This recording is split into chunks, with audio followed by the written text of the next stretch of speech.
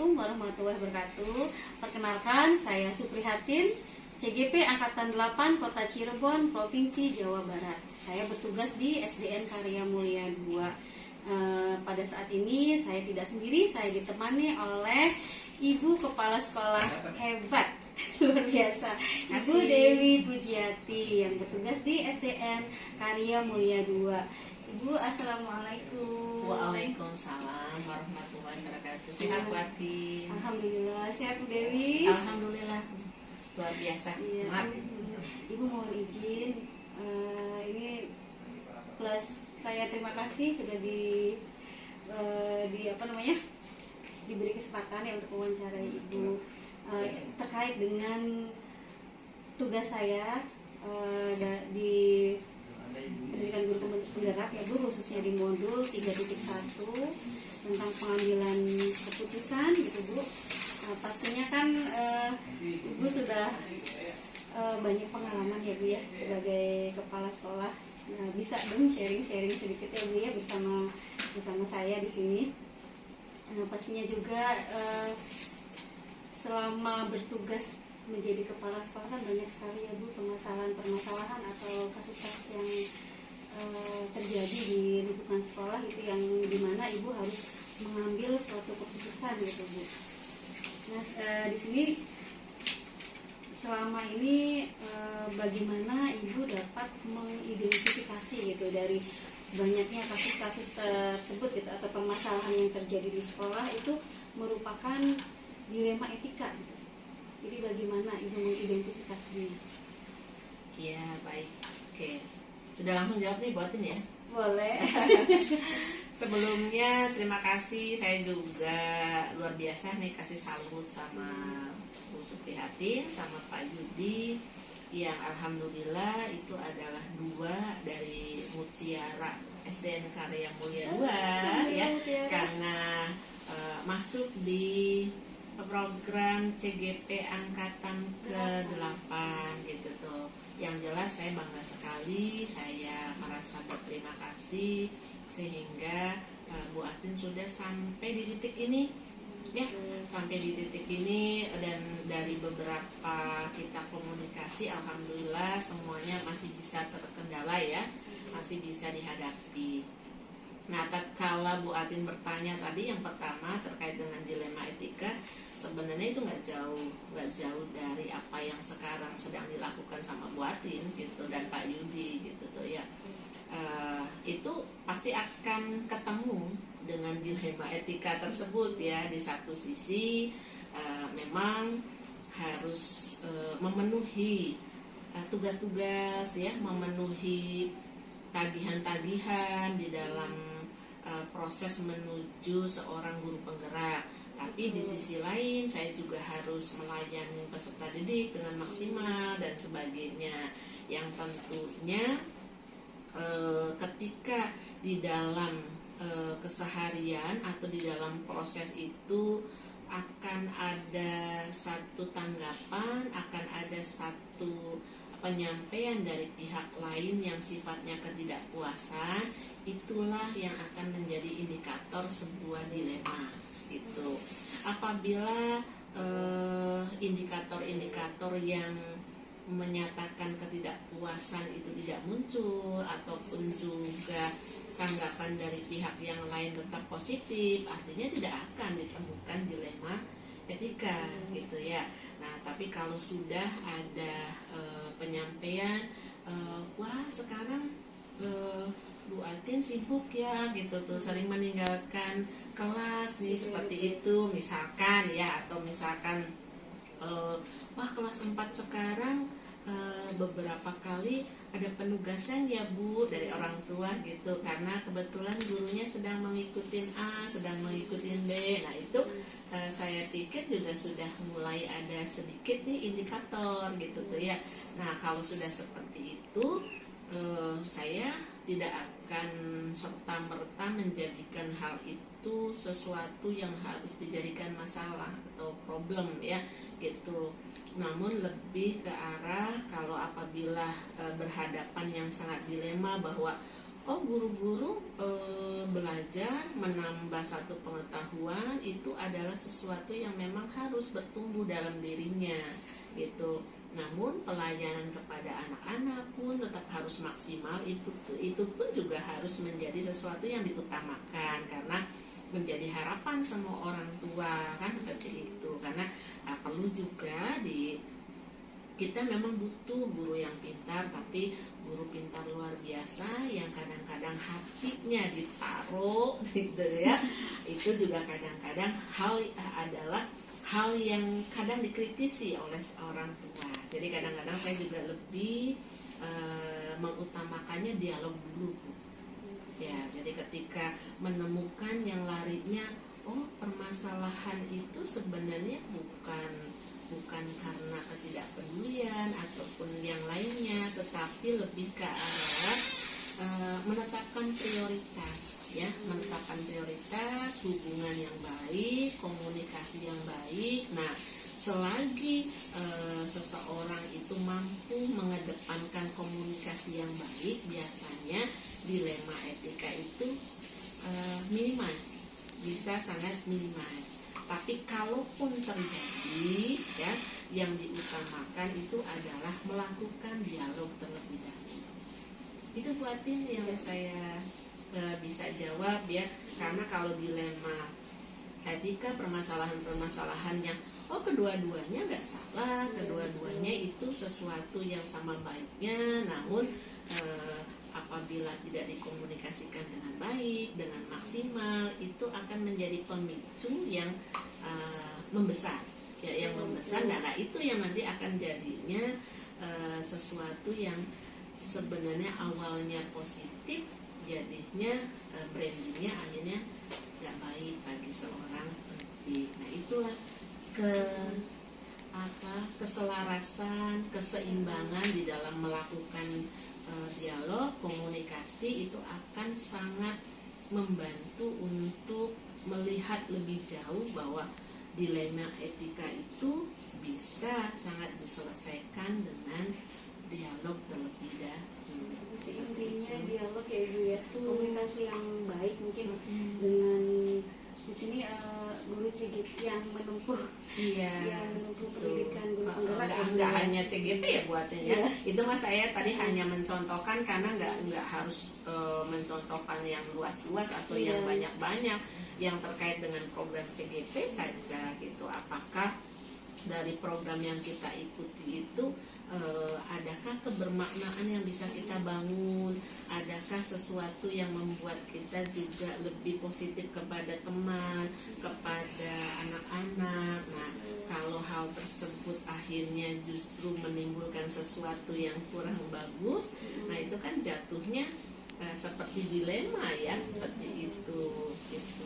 Tapi memang dilemanya memang kedua-duanya benar sih Bu ya, Betul. Mengajar di kelas itu memang udah kewajibannya seorang guru yang di sini istilahnya CGP itu ya. Kemudian ya pendidikan CGP juga itu kan penting gitu ya untuk istilahnya menambah wawasan dari seorang guru tersebut gitu. Nah, pastinya kan dalam mengambil keputusan saat dilema tersebut gitu, Ibu kan punya langkah-langkah gitu sebelum tercetus, sepertinya saya harus mengambil keputusan ini nih gitu. Nah, kira-kira langkah-langkahnya tuh bagaimana gitu? Baik, buatin. Kalau tadi yang pertama itu kan saya lebih melihat pertama dari dialog dulu ya, apabila saya temukan itu. Nah, tujuannya apa sih sebenarnya? Menarik akar gitu. Dengan dialog kan kita dapat akarnya gitu. Sebenarnya titik permasalahannya ada di mana gitu. Nah, kalau sudah ketemu dari titik akarnya itu, itulah yang akan coba kita jadikan satu diskusi lanjutan dengan yang bersangkutan kan gitu. Misalkan saja si A gitu tuh ya, di satu sisi sedang menempuh satu kegiatan yang membuat dia untuk jauh lebih baik, jauh lebih berkompeten ya. Di sisi lain ternyata anak-anak pun juga misalkan merasa agak ditinggalkan gitu ya, seperti itu, sehingga orang tua pun juga menyampaikan kepada saya gitu tuh.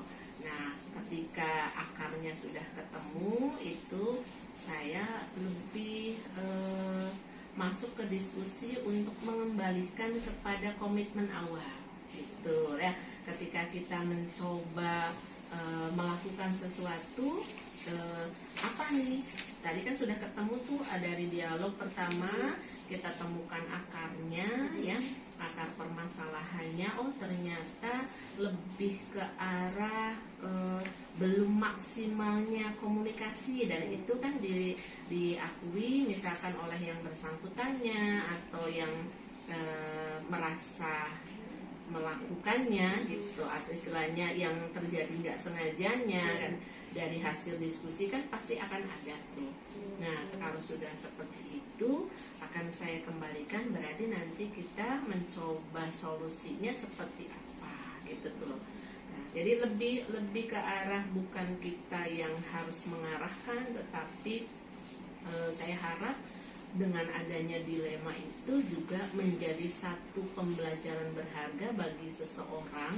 Apabila saya menemukan itu, saya harus mengambil inisiatif ini, inisiatif A, inisiatif B, inisiatif C, dan itu nggak mesti harus seorang manajer yang menyampaikan. Kalau baiknya sih jalan keluarnya itu ya harus ditemukan oleh yang bersangkutannya, seperti itu. Pastinya di sini seorang CGP juga dia punya strategi tersendiri ya Bu, bagaimana.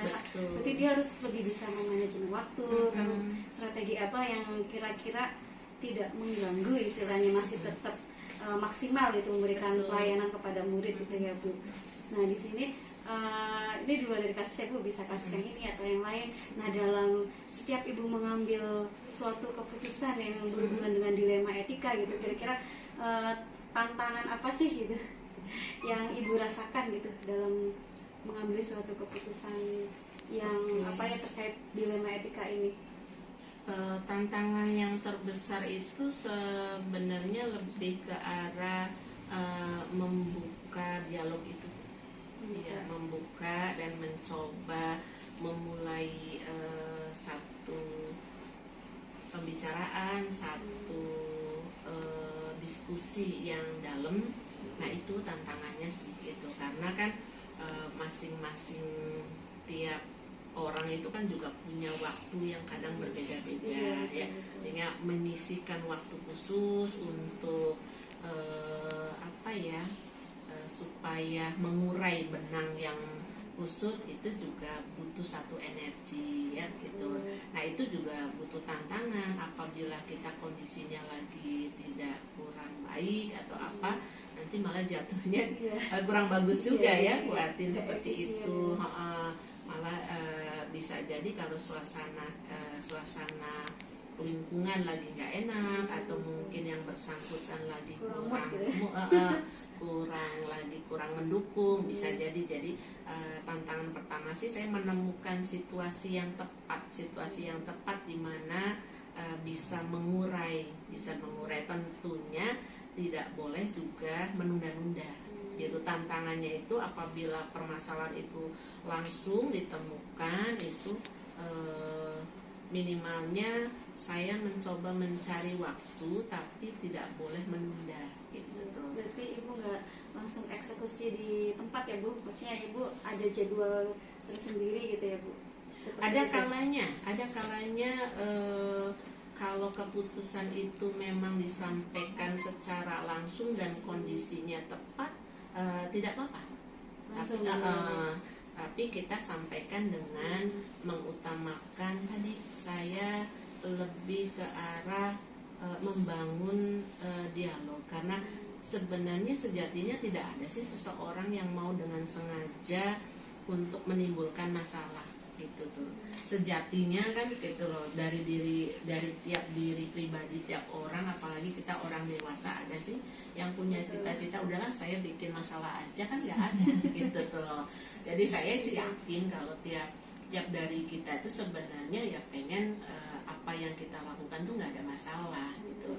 Tapi ketika hal tersebut menimbulkan sesuatu yang memang harus didiskusikan kembali, nah itulah yang saya lakukan gitu. Jadi tantangannya lebih ke arah kemampuan kita di dalam mencoba memahami posisi orang lain, mencoba lebih mengenali rekan-rekan kerja kita gitu tuh. Oh, kalau misalkan yang begitu itu adalah saya itu harus bagaimana. Itu lebih tantangannya seberapa jauh saya bisa memahami permasalahan itu muncul dan kira-kira nanti akan berefek kepada seseorang bisa menemukan solusinya sendiri gitu. Jadi tanpa harus kita berikan harus gini. Kalaupun misalkan pun kita mencoba menyajikan, namun kita berusaha nggak harus terlalu vulgar gitu. Minimalnya samalah kalau kita mencoba anak-anak kita, oh iya tahu sih gitu ya. 1 ditambah 1 tuh dia tahu gitu tuh. Sebenarnya tahu jawabannya gitu tuh. Tapi minimalnya untuk bisa menyebutkan 2 itu ya memang kalau bisa yang bersangkutan yang harus mencoba menemukannya. Kita mah hanya coba meluruskan tracknya gitu tuh ya, seperti itu. Itu sih yang jadi tantangan seorang manajer. Jadi luas secara hati, luas secara pikiran, luas juga secara batinia ya terhadap permasalahan yang muncul. Jadi memang kalau kepala sekolah itu mata, telinga, hati itu selalu always bekerja ya Bu. Iya gitu. Ya boleh dikata seperti itu sih Bu, karena memang kan sistemnya kayak ini ya, kayak helikopter ya gitu. Seperti itu kan kita selama ini misalkan yang menjadi bagian saya di kelas gitu tuh ya itu ya kelas kita yang tampak kan gitu. Tapi bagi seorang manajer kan kadang-kadang kita harus memikirkan, oh kalau saya melihatnya dari arah kanan kan kelihatannya beda gitu. Kalau dilihatnya dari kiri nanti yang kelihatannya apa kan seperti itu. Oh kalau saya melihatnya dari sisi keuangan seperti apa. Kalau dari sisi kesiapan para SDM-nya seperti apa. Nah itu juga harus menjadi satu pemikiran supaya nggak tabrak-tabrak gitu. Kalaupun ada satu solusi, ya ayo solusi bersama seperti itu. Jadi tidak sifatnya memaksakan ya. Lebih enak yang sifatnya passionate ya gitu, kasih sayang saja gitu. Karena kalau seperti itu tuh biasanya memang nggak mesti harus muncul dari kita, tetapi misalkan Bu Ati saya kok melihat ya, misalkan melihat ini kan kan nggak perlu saya kasih data, Bu Ati itu sudah langsung truk gitu, nggak mesti harus banyak ini tuh gitu tuh seperti itu. Padahal sih mungkin hal itu dilema, saya paham hal itu kenapa nggak kepegang ya karena alasan lain, tapi karena agak sedikit ini terlihat gitu tuh misalkan padahal kitanya cuman ngobrol biasa ya gitu tuh, tapi ketangkap kan gitu. Itu sih yang diharapkan sih dari dialog aja, nggak mesti harus kita menunjukkan bahwa itu salah, bahwa ini yang benar, bahwa itu yang nggak baik, bahwa itu, karena masing-masing dari diri kita itu sebenarnya tahu mana posisi yang seperti itu. Cuman tinggal ketenangan kita untuk lebih iya ya ternyata apa yang menurut kita benar bisa agak berbeda di mata orang lain kan seperti itu. Saya juga merasakan kadang ya Bu. Ini yang Ibu rasain ada nggak Bu kira-kira dalam Ibu mengambil suatu keputusan itu ada nggak faktor-faktor yang mendukung Ibu gitu dalam misalnya saya mau mengambil dalam misalnya kasus dilema etika ini terus saya mengambil keputusan ini, kira-kira faktor-faktor pendukungnya ada nggak Bu? Ada, pasti ada. Yang mempengaruhi kenapa saya misalkan mengambil keputusan A, keputusan B, keputusan C, itu banyak sekali pengaruhnya. Itu yang pertama itu tipikal ya, mungkin ya, karakter kita kan gitu. Itu juga sangat pengaruh gitu. Bagi saya pribadi, ada kalanya memang disampaikan langsung, dan kalau permasalahan itu disampaikan langsung enak gitu tuh, nggak mesti harus dengan cara yang belibet seperti gimana orang yang dihadapi juga. Iya gitu. Nah, oleh sebab itu karakter itu juga pengaruh menjadi penyumbangsi apa sih sebenarnya yang akan kita putuskan. Yang keduanya mungkin kebiasaan kita di dalam mencari literatur gitu tuh ya. Literatur itu bisa literatur tertulis, bisa juga tidak tertulis buatnya. Salah satu literatur tertulis ya kebiasaan kita tentunya mencari sumber dari bahan bacaan, bahan apa sebenarnya, apa sih, kayak misalkan kita di ilmu kemanajerialan kan ada tuh tipe-tipe kepemimpinan. Nah itu kan saya coba baca, saya coba pelajari, saya itu sebenarnya adanya di posisi mana sih, kebiasaan saya itu jatuhnya apakah saya itu yang arogan kah, apakah yang demokratis kah, seperti itu, atau yang passionate itu. Saya sangat tertarik dengan kepemimpinan passionate ya gitu, kepemimpinan yang penuh dengan kasih sayang. Itu yang coba sih ingin coba saya latihkan dalam diri saya. Jadi yang kedua literatur, yang ketiganya dari literatur tidak tertulisnya adalah pengalaman hidup, pengalaman kita pribadi buat ini. Misalkan dari kepemimpinan pemimpin-pemimpin kita sebelumnya, karena saya termasuk orang yang juga tipikalnya visual, auditori, seperti itu ya, agak kompleks juga ya. Saya mampu belajar dari visual, auditori gitu tuh. Jadi ketika ada contoh-contoh yang baik dari pemimpin-pemimpin kita sebelumnya, itu melekat gitu tuh. Oh, ketika hal tersebut nggak berkenan di hati saya, oh ya Allah, nanti suatu saat kalaupun saya diberikan satu keridoan oleh Allah mimpin satu sekolah, saya nggak akan ambil, misalkan seperti itu kan, jadi pembelajaran ya.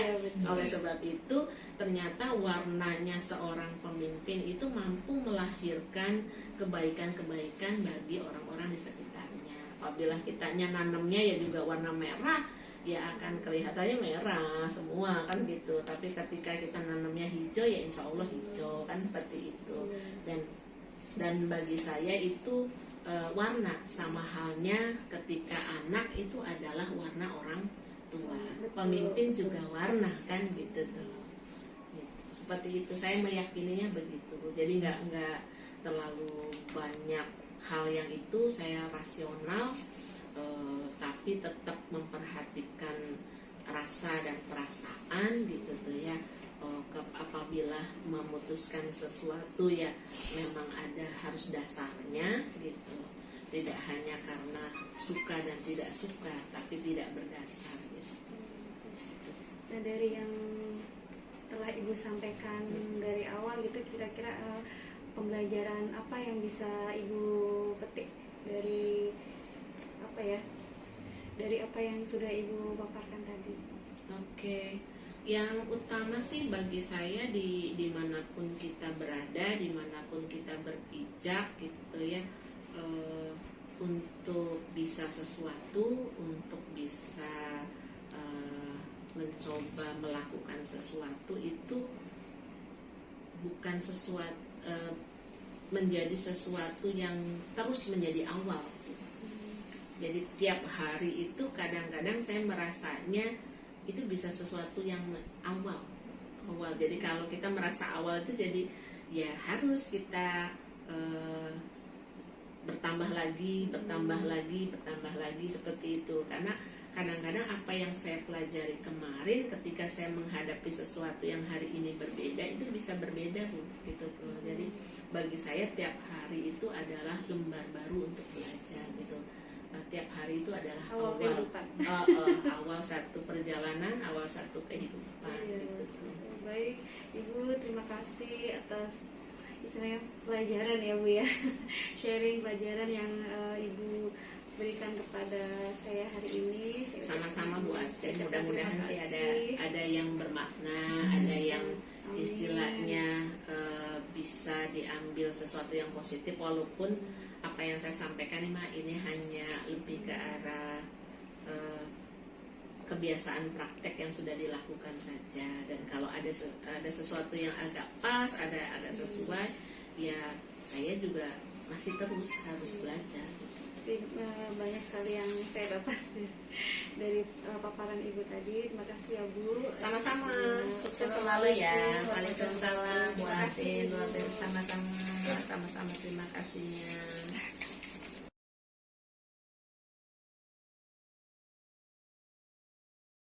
1, 2, 3. Assalamualaikum warahmatullahi wabarakatuh. Perkenalkan, saya Suprihatin, CGP Angkatan 8 dari Kota Cirebon, Provinsi Jawa Barat. Saya bertugas di SDN Karya Mulia 2 Kota Cirebon.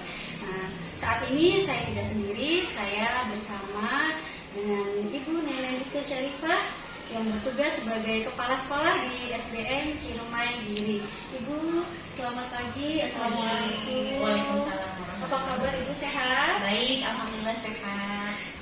Ibu, izinkan saya untuk bertanya jawab ya Bu ya, mewawancarai tentang ini berkaitan dengan tugas saya di CGP ya Bu, Angkatan 8 gitu, pada khususnya modul 3.1 tentang pengambilan keputusan gitu. Pastinya Ibu sebagai kepala sekolah kan banyak sekali pengalamannya ya Ibu ya, selama menjadi sebagai kepala sekolah dalam mengambil suatu keputusan antara beberapa permasalahan yang ada di sekolah ya Ibu. Nah, kira-kira nih Ibu sedikit berbagi ya Bu ya tentang mungkin bisa sharing salah satu permasalahan di sekolahnya Ibu. Iya Bu Atin, terima kasih. Kalau permasalahan di sekolah tentunya kompleks ya, terkait dengan guru atau personil yang ada di sekolah. Ya ada beberapa, ya tidak semua, ada beberapa permasalahan yang pernah dilalui dan alhamdulillah sudah selesai. Tapi karena Bu Atin menanyakan permasalahan itu, kita ulas kembali terkait tentang etika, dilema etika ya. Iya betul. Ada beberapa kemarin kita mengalami permasalahan tentang dilema etika itu.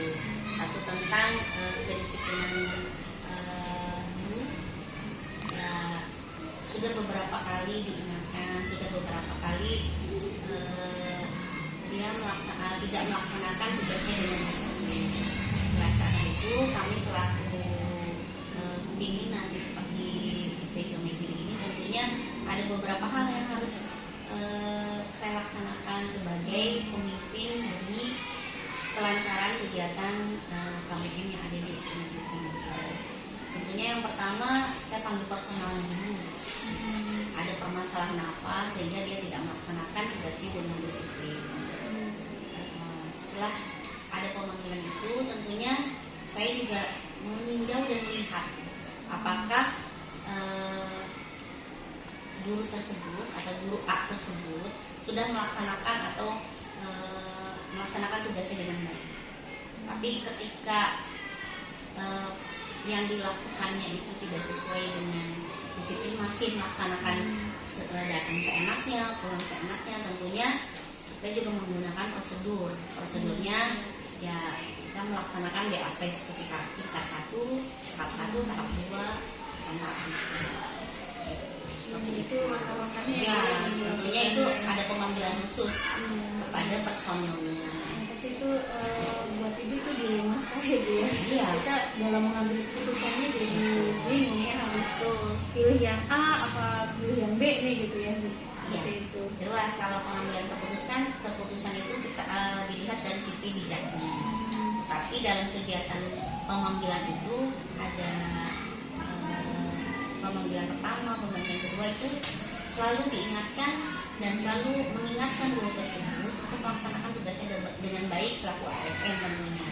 Jadi ada pembangunan moral di situ, memberikan dia nasihat, memberikan dia motivasi sebagai ASN untuk melaksanakan tugasnya dengan baik. Tentunya itu. Tetapi ketika pelaksanaan itu tetap tidak dilaksanakan dengan baik dan diindahkan, mungkin saya selaku kepala sekolah akan berembuk langsung dengan guru-guru yang ada di personal yang ada di sekolah, dan mungkin akan datang ke dinas untuk melaporkan kejahatan atau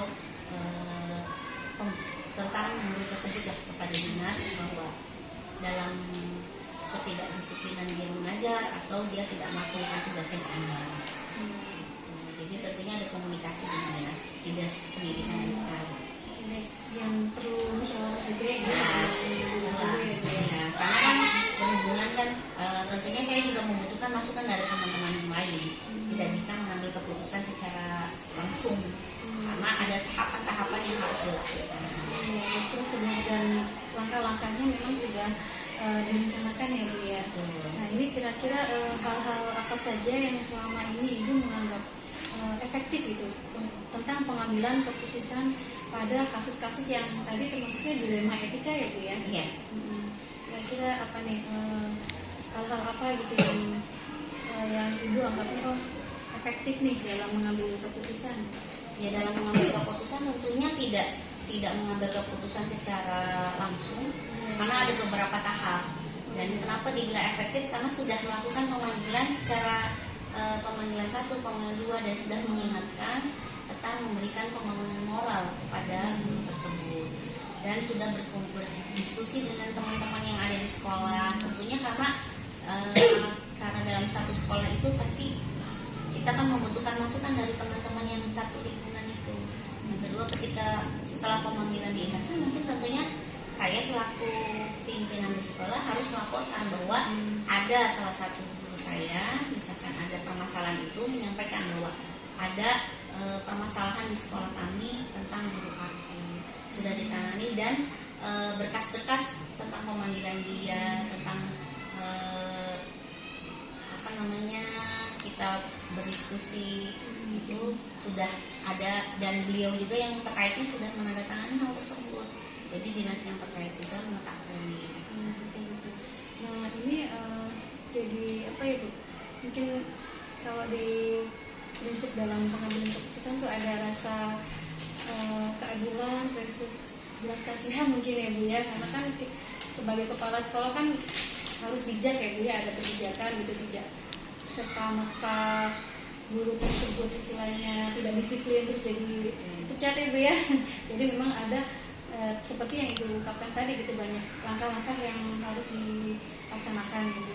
Terus itu apakah Ibu memiliki sebuah jadwal tertentu untuk apakah langsung diselesaikan di tempat atau ada jadwal tertentu gitu Bu?